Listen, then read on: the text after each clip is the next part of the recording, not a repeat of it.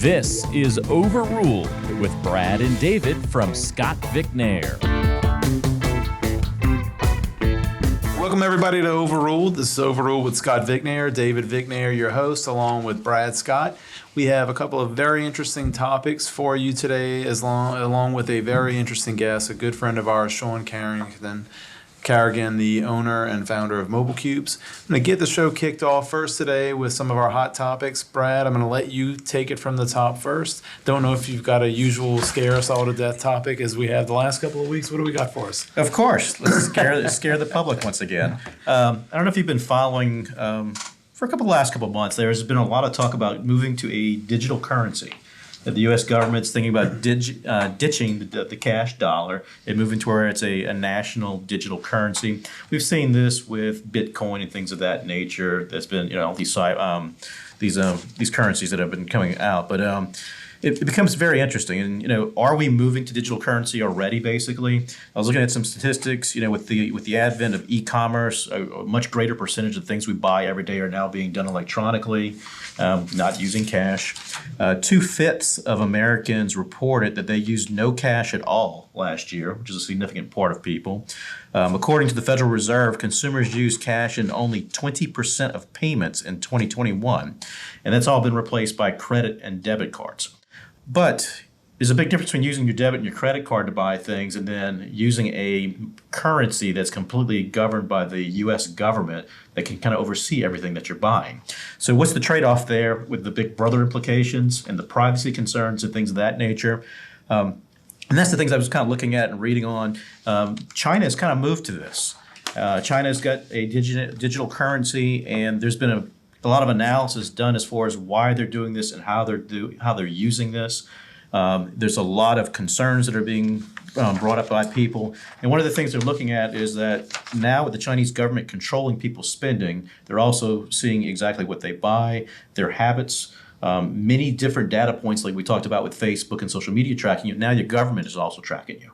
And they're also looking at it, is there a concern that they're going to use this to engineer societal issues that they want to try to incentivize or disincentivize from people. So it becomes very scary. One of these economists that I was reading, he said, in an authoritarian society, central bank money in digital form can become an additional instrument of government to control over its citizens rather than just a convenient, safe, and stable medium of exchange. Another one was worrying about damage to financial freedom. This was Alex Gladstone, Chief Strategy Officer of the Human Rights Foundation.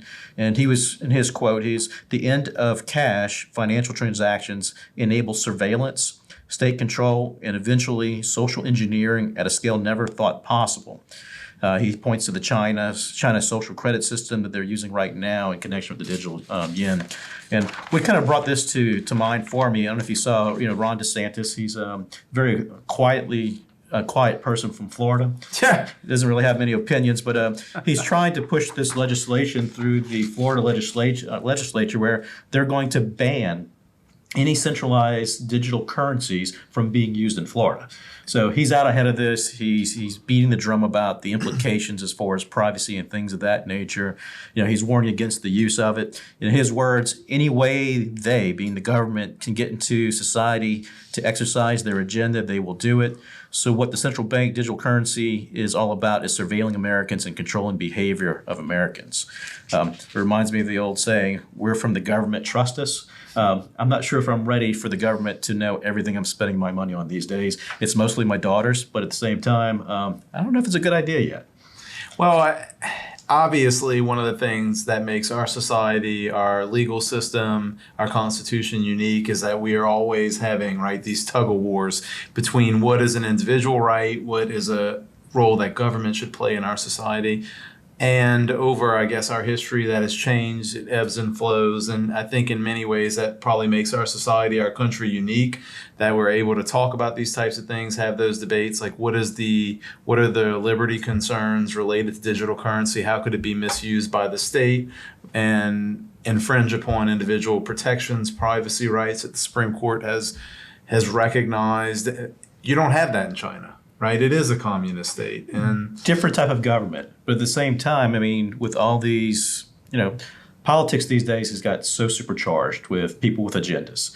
What would stop them from pushing green energy bills and saying, look, you're only allowed to spend so much money per month on gasoline, and after that, your digital, federal government card to spend money turns off. You can't buy gas anymore. How far could this go where they could use this to push social agendas and other political agendas that, maybe half the country aren't in agreement with? It's always a concern, but there's always that ebb and flow, right? We talked on the last show, and what I've been reading a lot about is ChatGPT, and it's certainly, from my perspective at least, if there's so many of these technology leaders who are concerned about it, that is an area, right, that maybe there is a significant need for government regulation, no different than what we have with the FCC related to any type of good or service that affects the public, like communications, like food, like the Food and Drug Administration. It just becomes that question of like, what if the state can wrongly use this to infringe upon privacy and protect individual and constitutional rights that are protected via society at large. So could be misused. Interesting, but thanks, you scared me again. Well, it's something to keep an eye on as always. What do you have? I couldn't resist. We have a breaking, basically, hot topic for me today, and that is Fox News' settlement with Dominion. For those of you who have not been following, this has been a massive defamation lawsuit with Dominion Voting Systems. So this is the company who manufactures and provides much of the computer and voting systems for our national and some local elections. Dominion filed suit against Fox News after the 2020 presidential election, claiming that its on-air talent and hosts had defamed the company in making various claims about the voting systems being manipulated and different things that were made, comments made by various talent on Fox News about Dominion. So Dominion brings this defamation lawsuit and is claiming damages in excess of $1.6 billion with a B. And for the non-initiated, been through the guts and tarmac of a defamation lawsuit listeners, a defamation lawsuit is really hard to prove. There are procedural roadblocks in a defamation lawsuit. One of them is called a special motion to strike, and that is really tailored to try and protect the right of somebody to have free speech, meaning you shouldn't just be scared that you're going to get sued for defamation because you say something. And so a special motion to strike is an initial motion that can be filed in a defamation case, usually filed in almost every single one of them. And it has a pretty big penalty that if your case is dismissed on a special motion to strike, you can be assessed with the other side's attorney fees. So every defamation case that gets filed pretty much has this initial hurdle is like, are we going to get over that special motion to strike? Whether it's in federal court, I think it's Code Article 971 in Louisiana and state court. But then, much like a fraud case where you have to prove intent, which is very difficult to prove. How do you prove what somebody intended in their head? How do you find that smoking gun email or text message to really corroborate intent? In defamation cases, there is this element and this burden of proof which the Supreme Court has recognized, which is both actual malice, which has some element of reckless disregard. So Dominion, in its lawsuit against Fox, not only has to get over that initial procedural hurdle, but also has to get past the substantive motion to dismiss this case, where Fox would have filed through their lawyers saying, well, you don't have any proof that we acted with actual malice, similar to like proving intent with fraud, right? They have to prove what was false. They have to prove they knew it was false, and they have to prove they intended to harm them with it. That's why the burden's so high in these types of cases. Absolutely. And so they're very difficult cases to get to trial. Yes. And, so many times a plaintiff lawyer, our goal in my practice group is just like, get the case to trial. Because if you can get through all the kill shots that the defendants give you, the defense lawyers give you, then you pretty much won.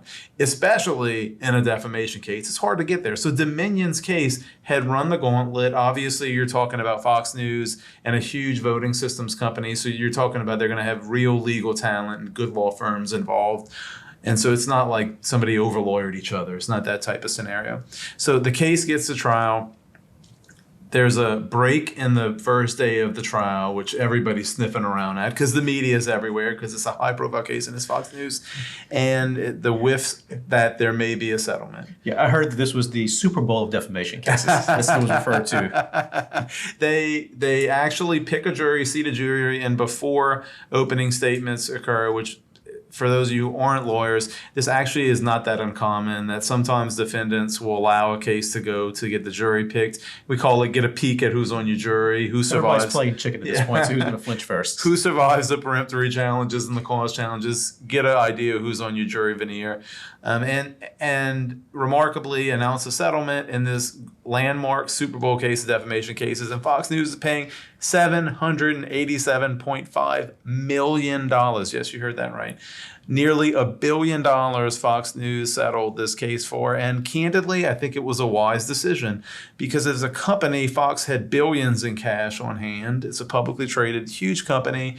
And the exposure, had there been the potential of punitives associated with Dominion's main claim, would have been in the billions. So from my perspective, and watch some legal commentators at the national stage and following this story, we're saying Fox needs to settle this case. This is like a lose the company type of situation. The stock price would be in the tank if the jury verdict comes back in the billions. Have serious implications financially. And paid an enormous sum. One fascinating tidbit, Brad, about this case, which I thought was incredible, is that this is about the claims that were made on Fox News. And so they get all these emails, right? You get certain things, evidence that were key pieces of Dominion's case were going to be emails from Rupert Murdoch, emails from Tucker Carlson, these primetime, well-paid, and Rupert Murdoch's case, the owner, comments about what they really think versus what you're seeing on the air that they get. And I have a couple of these actually found. Yeah. That was pulled from some of the records in the court documents.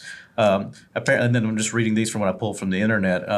Accusations of election fraud are unbelievably offensive to me. Our viewers are good people and they believe it. Host Tucker Carlson texted to another host, Laura Ingraham.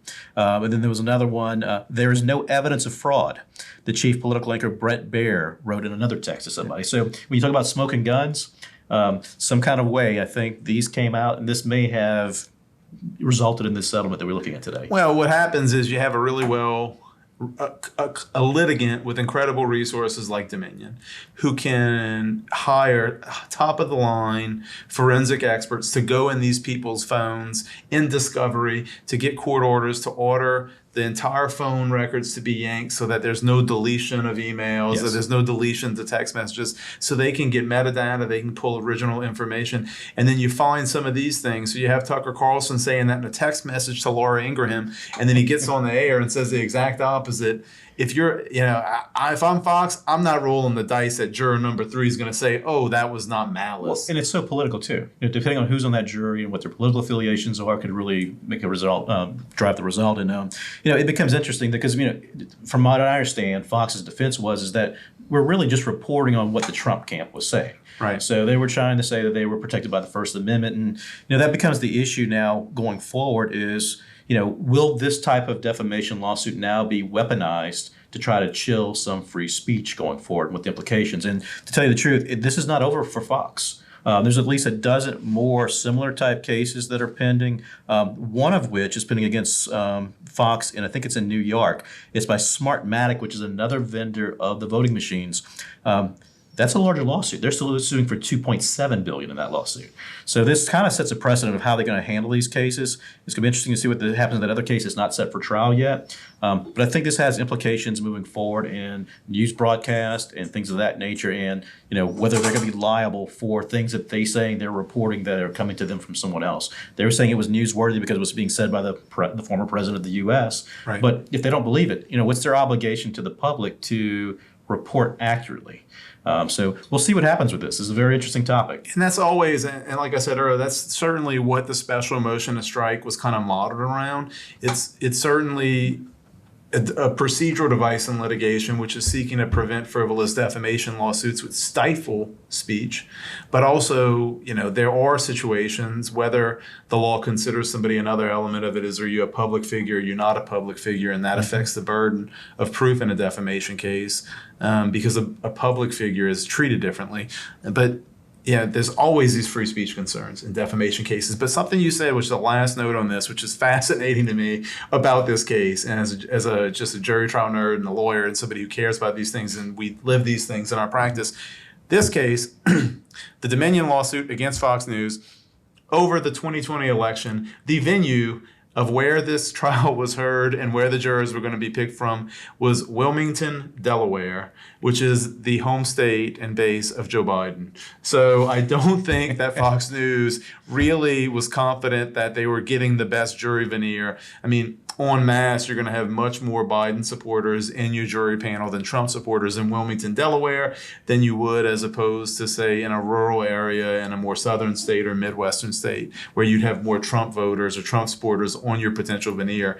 And so I don't think they had the best veneer pulled for their case to begin with. Well, venues where trials are held, that's the court. But, picking the battleground sometimes picks the result as well. It can begin that may have had many implications on why they ultimately decided to settle this particular case.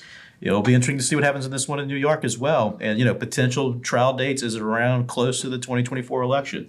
So, I think there's going to be some political implications going forward as well. Yeah, and we'll continue to follow the story as these other ones go forward because they all are going to, when you have a lot of these drag along or tag along litigation cases that are interrelated, right, is sometimes the other litigants are able to issue subpoenas and utilize the discovery that Dominion had already done in the initial case and then use it to their advantage in their litigation. So fascinating topic with digital currency. And we're going to move on. We're excited to welcome our guest today on Overruled, Sean Carrigan. All right, and we're here today with our guest on Overruled. Today we have a good friend of mine, good friend of the firm's. I'm a husband to one of our very strong litigation attorneys here at the firm, and a friend who I really enjoy talking about business with, entrepreneurial ideas, how to structure a business, investments, things of that nature because of his experience and educational background. Today we have Sean Carrigan with MobileQubes as our guest. Sean, thanks for being on Overruled. Welcome. Yeah, thanks for having me. All right, first question I wanted to jump into, Sean, was hopefully you could tell our listeners a little bit about you, your educational background, a little bit what your journey into business and where you are today was.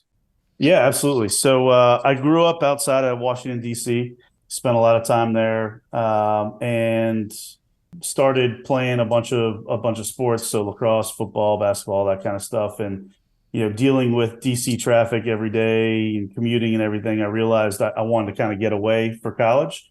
So after high school, went and played lacrosse up at Hamilton College in upstate New York. Small liberal arts college in the middle of nowhere. And it was a great experience. It had a lot of people from all different backgrounds.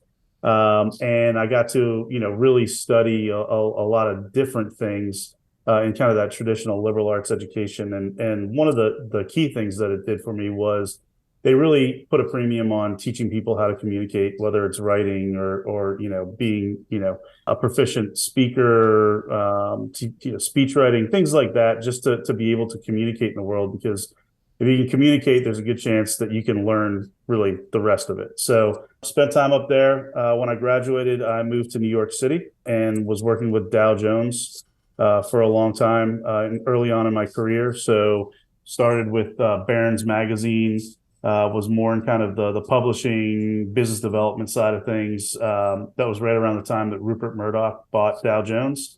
So then all of a sudden we had, all these different platforms, all these different publications. So Wall Street Journal, Barron's, Market Watch, digital was getting really big then. So pretty soon we had kind of this multimedia conglomerate and all these different things that we could develop and sell and new business lines that we could open up. So was on a team that kind of put together these integrated packages working with big clients there. But at the end of the day, it was a big company. And while it was a great job and I learned a lot, I always kind of had this, I guess you could call it an entrepreneurial pull, where I wanted to do something and start something where everything I did, I could see the needle moving, right?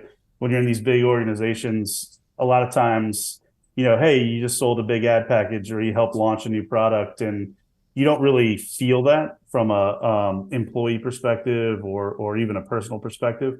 After a number of years with Dow Jones, I had an opportunity to help start a media company, out-of-home media company up in New York with some guys, and built it from the ground up. Literally was kind of on the founding team, first employee. We got some investment. That's where I really started to learn about kind of the fundraising opportunities and really what that process looks like.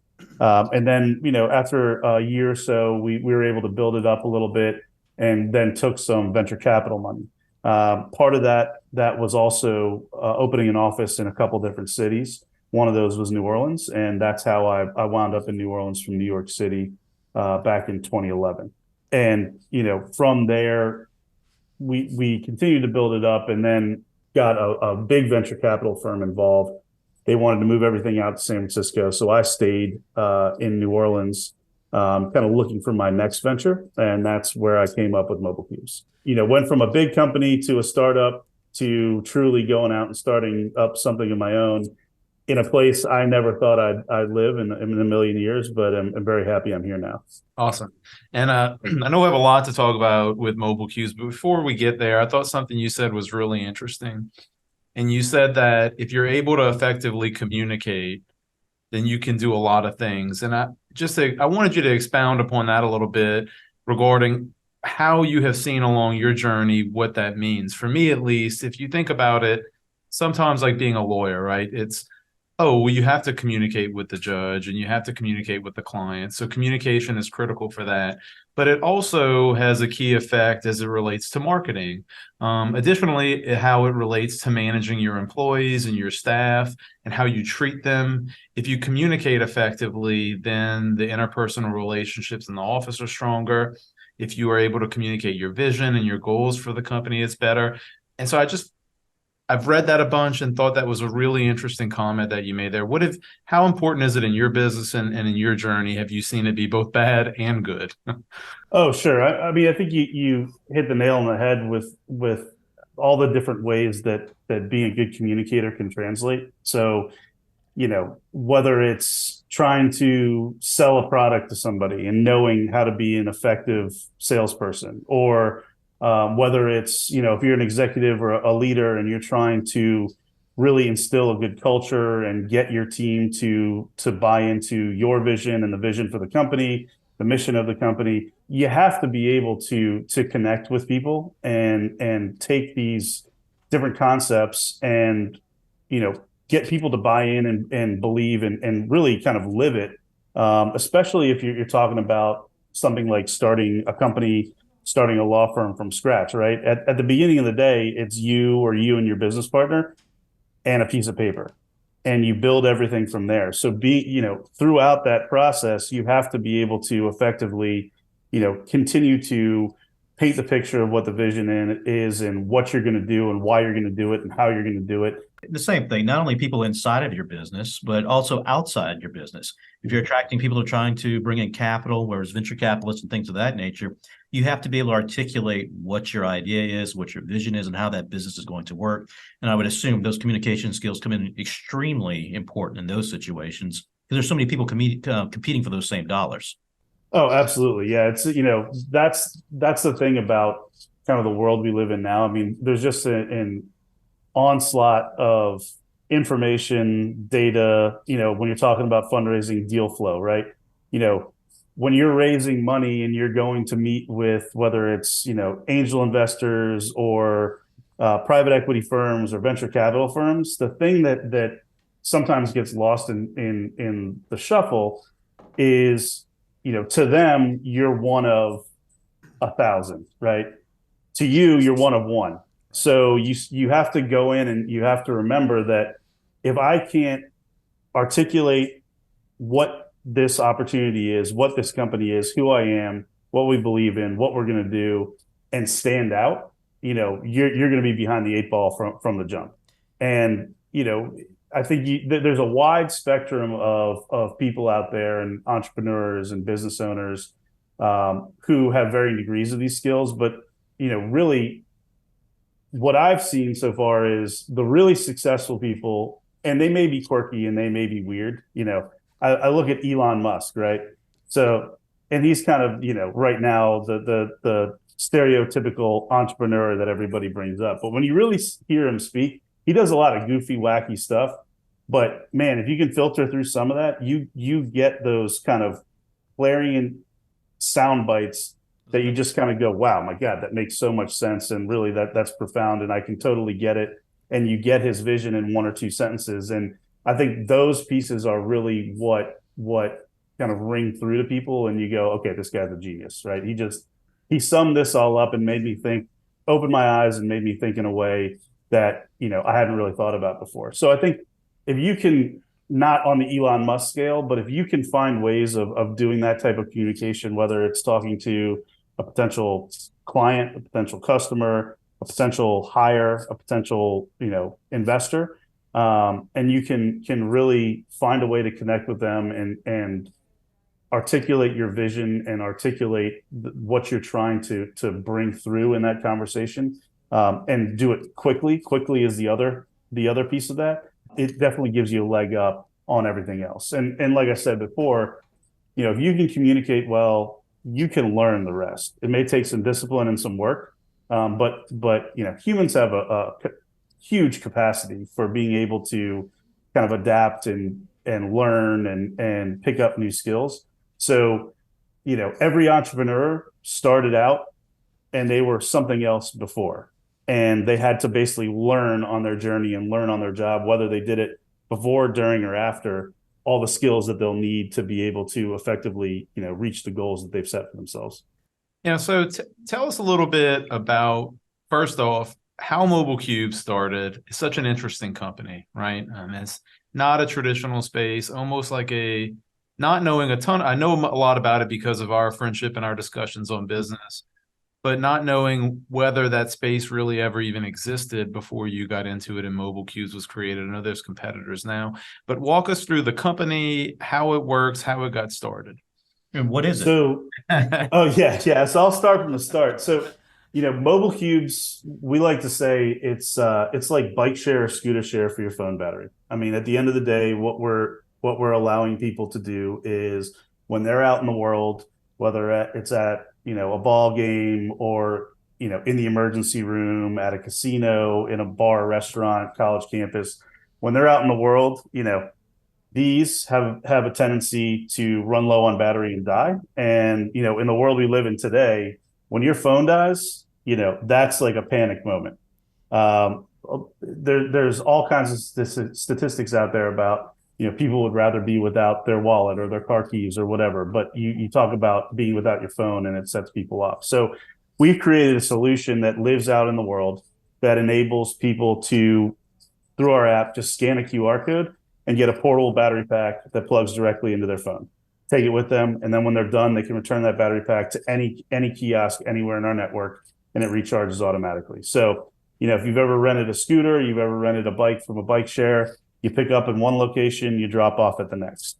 So, our reason for being when we first started this was really, we're going to be an on-demand battery solution for people out in the world.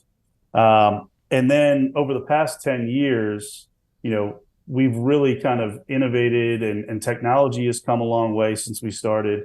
And now we have different, I wouldn't say product lines, but different capabilities. So, traditionally people would pay like a rental fee, just like you would rent, we said it was like Redbox. You'd rent a Redbox at the grocery store, you'd go home and watch it, and then you bring it back the next day. You'd swipe your credit card, type in your email, off you go. Now with the explosion of mobile apps, there's mobile apps for everything now. We now have tied a system to a mobile app. Everything goes through our app. So now you just scan a QR code. We get all that data on the back end on the app, and then your battery pops out in from the kiosk in person. And they can actually leverage our digital presence on all our kiosks to engage with consumers. And in exchange for that, we can offer our service for reduced pricing or even for free, so as a free amenity. So locally here with Ochsner Health System, they're actually underwriting the networks across their hospital campuses, emergency rooms, places like that, and providing it as a free service for their patients and their visitors. So imagine, if you got a kid or you have some sort of emergency and you show up to the emergency room, a lot of wait times there usually. And you may not be prepared. You may have a dead phone. You got to call your wife. You got to call your friends. You got to call your mom, whoever it is, let them know what's going on. A dead device at that point creates a lot of problems and a lot of stress. So Ochsner has come in and basically provided our solution to be able to provide to their patients and their families as a free service to solve a problem for them in a crisis moment. And what they're seeing is that the feedback they're getting from the patients, from the staff, is overwhelmingly positive, and it's actually helping to increase their patient satisfaction on those campuses, which I won't bore you with the details, but means that Ochsner is doing a much better job. And there's also monetary benefits long term for having better performance scores there. They're adding, So they're adding value to their business, and they're creating more value for their customers, being their patients and the families, giving them a better experience at the Ochsner facilities by offering y'all service free of charge, right? Right. Yeah. And I think that your product line and your strategies as far as the hardware that you buy and what you sell to the customers has certainly shifted over the years. So that type of model that you just talked about with Ochsner, where like a company buys the service and then provides it free of charge as a value add to their customers or patients, that's sort of a new model. Talk a little bit about over the 10 years of the life of MobileQubes, how you shifted gears and changed strategies when something didn't work or when something was a bad idea, and what you've learned about the business and how you developed as a leader as a result of that. Yeah, absolutely. I'd say, one of the big things that we focused on after a few years of doing this, and was highlighted even further by the pandemic, was finding a model or models that had more predictable revenue. Longer term contracts. You can forecast growth better if you have, kind of guaranteed revenue streams from long-term clients, more so than if you're pulling, rental transactions out of the air.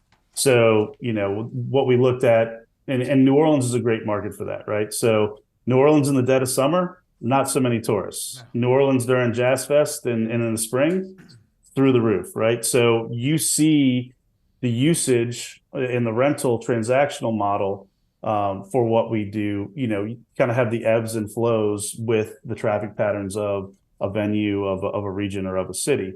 Whereas, if you start getting into these kind of longer term advertising, sponsorship, underwritten models, that revenue is booked and predictable and long term. So it allows you to do different things strategically. The more you grow kind of that channel of business, from a business growth perspective, rather than saying, okay, based on historicals, this is where I think we're going to be on the transactional model, and kind of proving that out versus this is what we got, and now we can make these investments, make this marketing buy because we know what the ROI is going to be.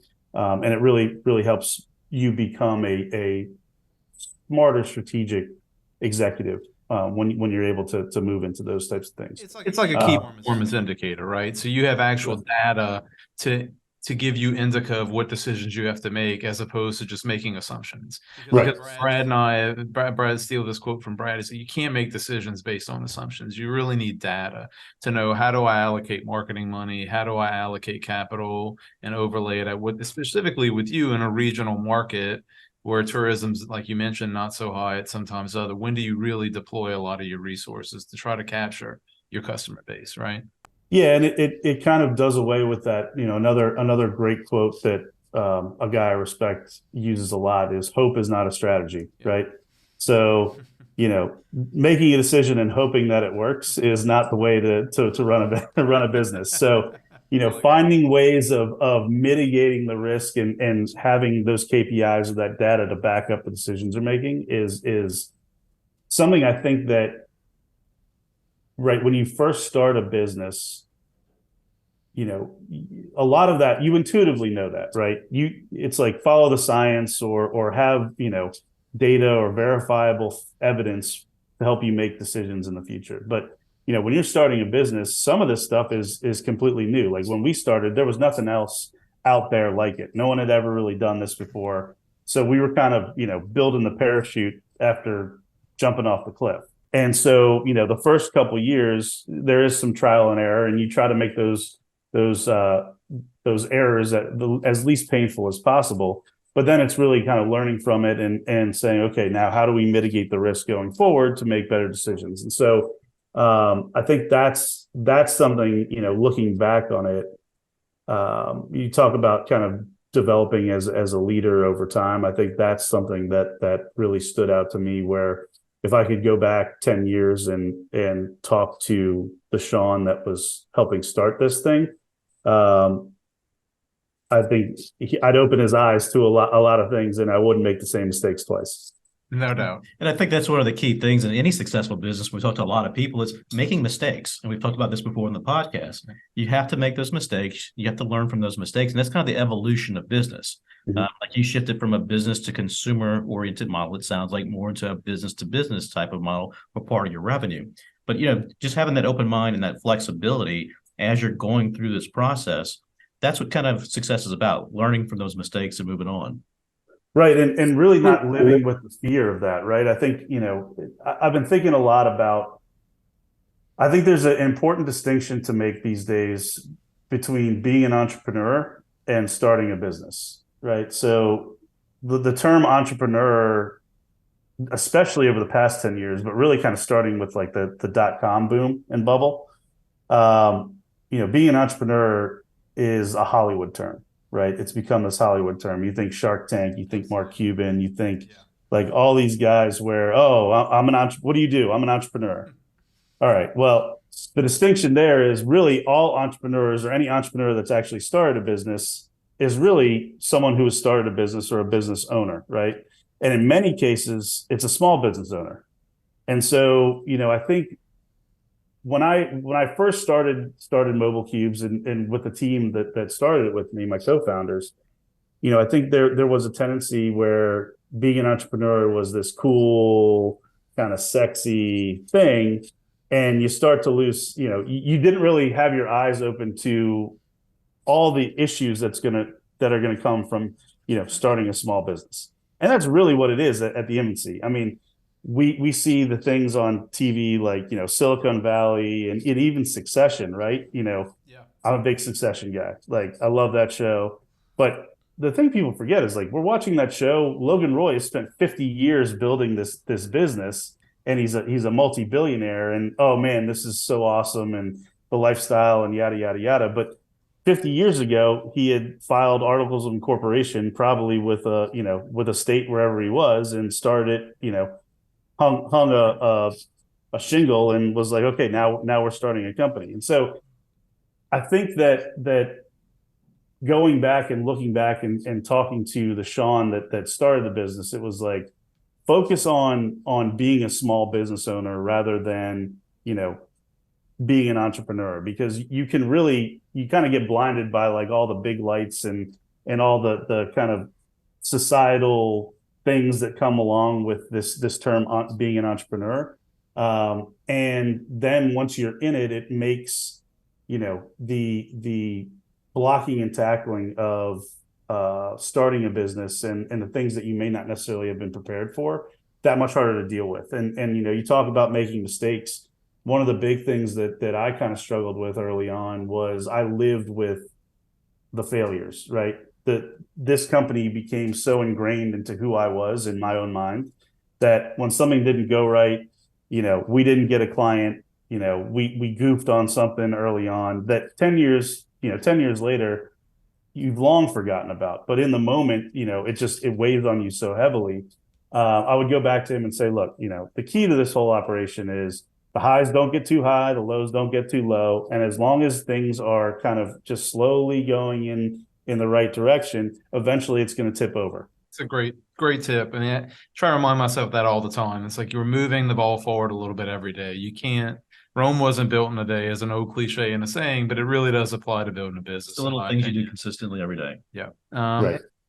And what if you could give one tip, Sean, because you've been through the whole gamut now with your prior company and now with MobileQubes, dealing with venture capital, dealing with startups. If you could give one tip to somebody who's starting a company today and thinking about investment and going through that whole becoming a quote entrepreneur. I hate that word too. It's funny you said that. It's just so glamorized, and it's really like not the reality of running a business and growing and operating a business. But what would be the one tip you would give to somebody? I know it's a hard question. Yeah, so there's probably 1,001 that you really need to be aware of. But I would one important thing is when you're going to raise money, I think you definitely need to remember that there's a high likelihood that these people are going to be with you for a while. And you also want to make sure that, it's not a one size fits all thing. I think early on, especially early on when you're trying to get those first checks, or maybe you've even scaled a little bit and you're trying to get some growth capital and you're talking to more institutionals. It's not a one size fits all. I think they have a vision. They've got a strategy. You need to fit within that strategy, but they also need to fit within yours. When you're raising money, you want to raise money before you have to raise money, right? So if you're coming from a position of desperation where it's like, the tank's on empty and the lights are going off. If I don't get this deal closed in 2 weeks, you're way behind the eight ball on that. So I think that, and that's a tough thing, right? Especially in the early days of a company, the cash can go fast. Things take longer than you think they're going to take. So the first thing is, have a plan, be well in advance of it, and then do your due diligence on who you're going to as potential investors, just as they're doing their due diligence on you. The second thing is, most of these guys have a seriously good BS meter. So don't try to pump anything up. Don't be dishonest. Don't be, a snake oil salesman. If you don't know something, say, what, that's a great question. I don't know. I will get back to you with that. Then, trying to tap dance and ham and egg something together, because they see so many of these pitches and so many people go down that road that they can spot it a mile away. So, I think those two things, definitely the timeline.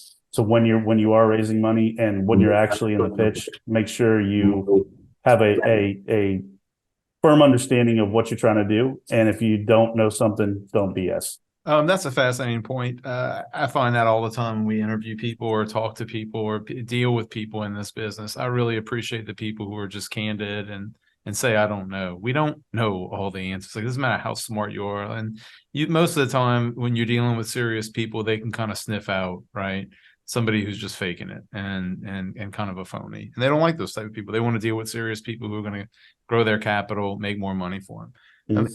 What would you say, this is another tough question, what is your superpower? The one thing that you think kind of separates you in your industry or in your business and your style and the way that you manage your business, and has kind of enabled you to have some success?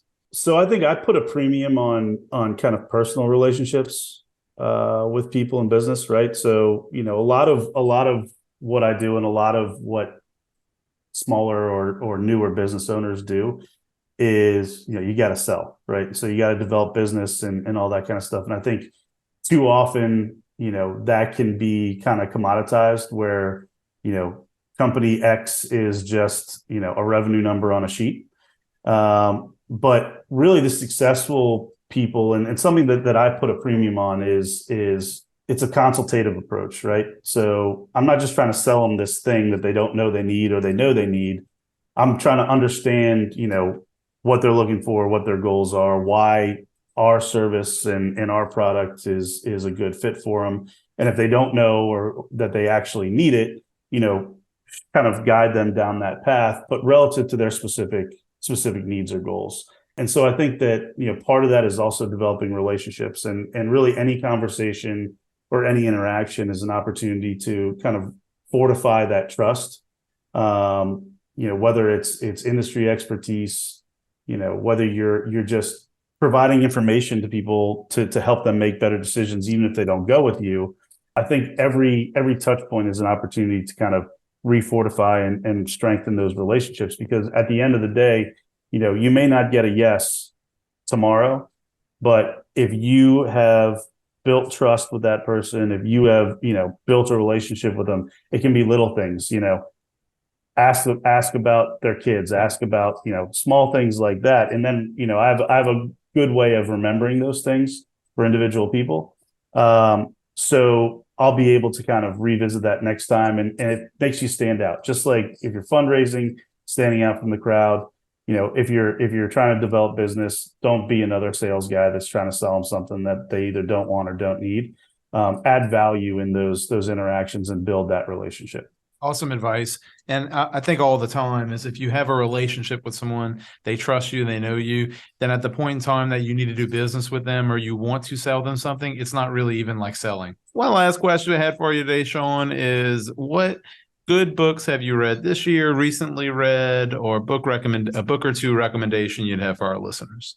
Yeah, so this one came actually from my mother-in-law. She's an avid reader. I think she reads a book a day. It's ridiculous. Wow. But it's called Rogues. Came out in 2022. It's by Patrick Radden Keefe, who was a journalist for the New Yorker magazine. He gets in the lives of like notorious criminals, con artists, and the like. And he had some really, really interesting stories there.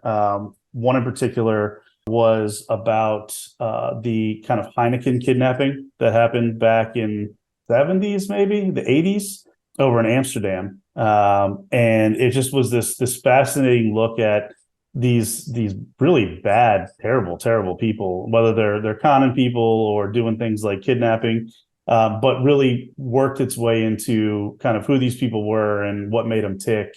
And ultimately what led to their demise. So I think there was a lot of interesting learnings there about the virtues of staying on the right path and doing things the right way. Awesome. Well, thanks so much for being with us today. I really enjoyed having you on the show. Interesting conversation about your experience starting up a business as a business owner, not an entrepreneur. That's right. And venture capital and your journey along the way. Thanks for being with us today, Sean. No, thanks for having me. Good luck, guys. That was awesome. Thank you, Sean. A great discussion about business development, entrepreneurship, venture capital, and a lot of tips and lessons that you have learned along the way. I enjoyed the discussion with Sean. He's a friend of mine. We talk about business a lot, and I really always enjoy very insightful. His perspective. Great topics today, digital currency and what the government's role in it. Fascinating. And more Big Brother stuff for you. I laughed with Kyle before the show. I said, Brad's going to terrify me in this show. And then also the Fox News settlement, $787 million. The only regret I have is that we were not representing Dominion on contingency. Percentage recovery of that $787 million. Fascinating story, fascinating topics, and good guests. Thanks for listening with us today on Overruled. It's a great show, and we're looking forward to being with you next time. Take care, everybody.